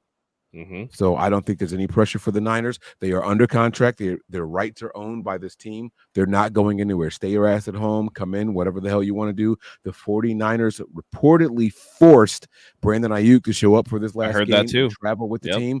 I don't know where that report came from. I haven't called anybody. I feel like that was a Grant Cohn thing.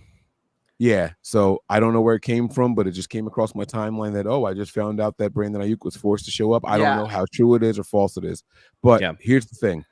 He is under contract. Trent Williams is under contract. The Niners own your rights. You can retire if you want, and when you unretire, we still own your rights. It is what it is. There is no rush for the 49ers to do shit. You guys are owned. You will be here when the time comes. It's that simple.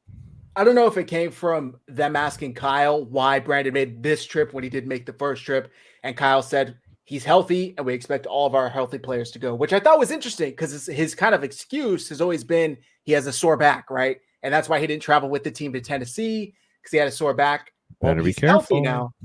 Yeah. So, well, no, because the sore back thing, if he doesn't show up and the 49ers think that he's not injured, there's a rule in there where they can toll his contract over. If he's claiming to be injured and they throw him on the PUP or the IR or something like that in his contract year, then you actually can toll the contract over and he would still be on his 5th year next season. Yeah.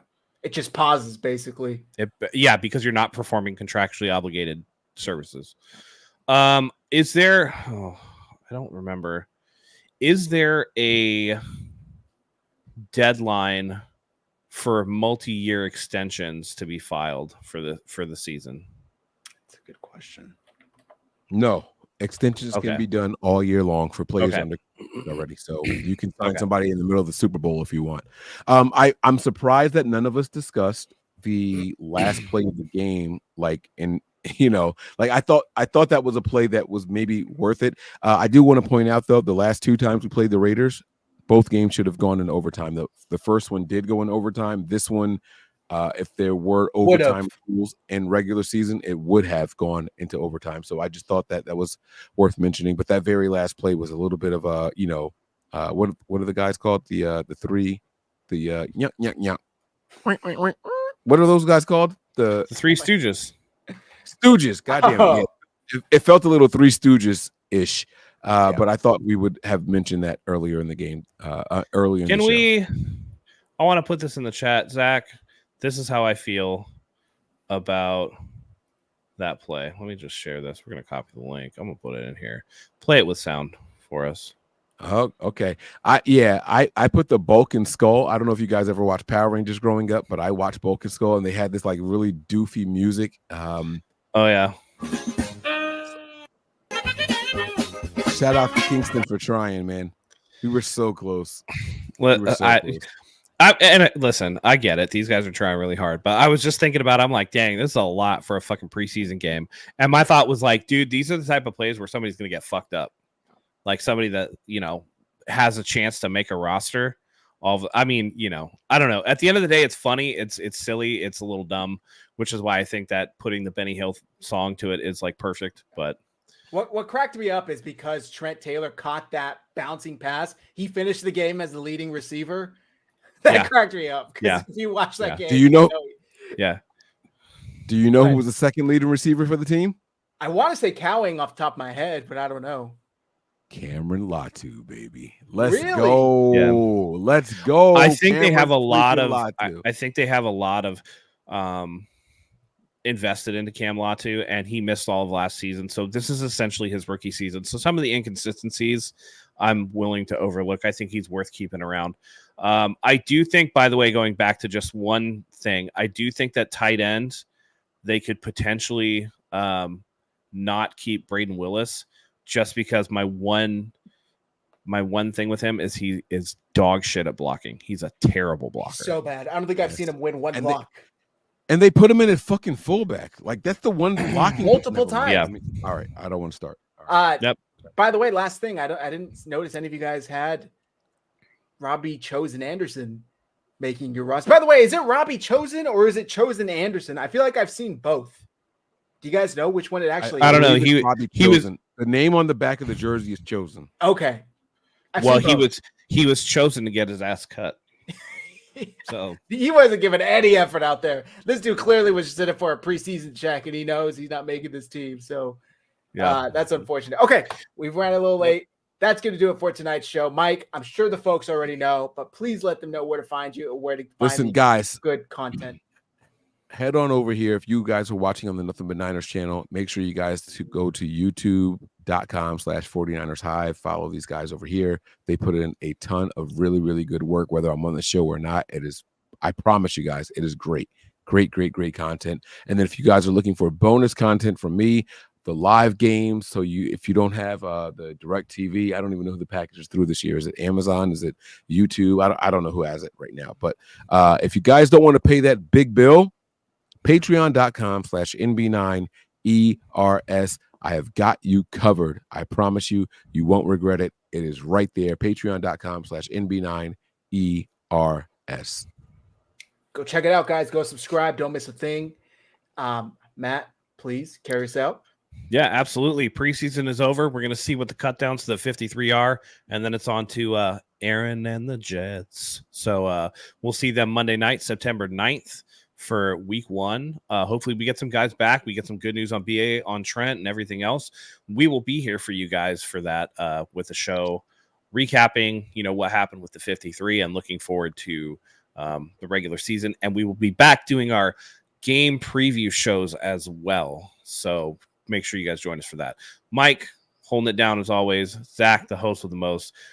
We want to thank you guys for being here. We love having you here. It's a fun every time we do this, and we couldn't do this without you. So for everybody here, for myself, I want to thank you guys. And until next time, it's regular season football, baby. So go Niners.